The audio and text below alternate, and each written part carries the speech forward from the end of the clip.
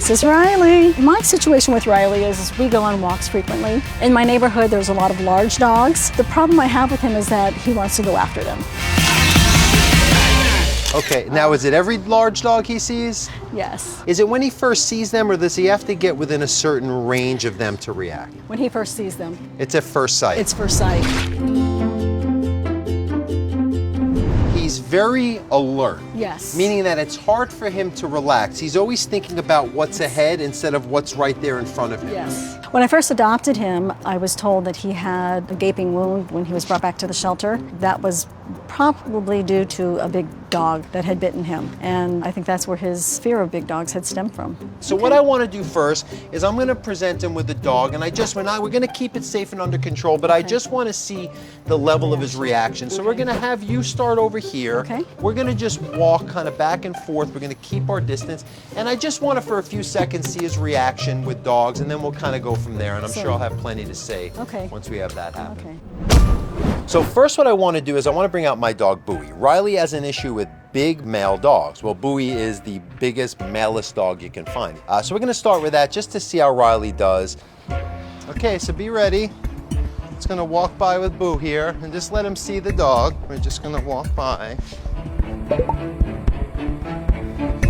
No. Let's go. This is totally different. I think Riley knows he's in school. A lot of dogs are very aware of that when they show up for training, where they're on their best behavior. It only shows that Riley is a little bit of a con artist. Yes. Meaning he knows who and where he can do this around and who he can't. I was not surprised when we saw Riley not react to Bowie. You know, of course, because he knew better. Dogs are smart and they know when they are or aren't on their home turf.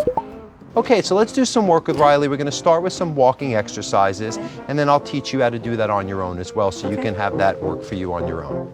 So as much as I appreciate his Jimmy Buffett shirt, the harness has to go. What we're going to do is we're going to switch the leash to his regular collar, and we're going to remove the harness. Okay. His little t-shirt has to stay because I'm going to require that because it looks too cute not to. But for his regular collar, it's going to be a better way to hold his attention while we're walking. Okay.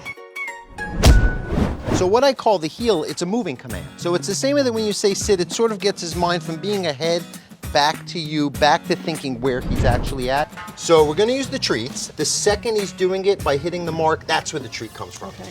It's a lot to remember, but I think we walk twice a day. So this evening we'll be on our walk, and I'm going to carry some treats with me and give him the treat when he's done a good job. But what I want him to learn is that by falling back more while you're walking, that's how he's going to get not only to walk ahead, because even being able to move in a calmer way is a reward. That's why I tell people the reward is built into the command if you do it properly. The treat you give him is really just like a bonus for learning or going above and beyond.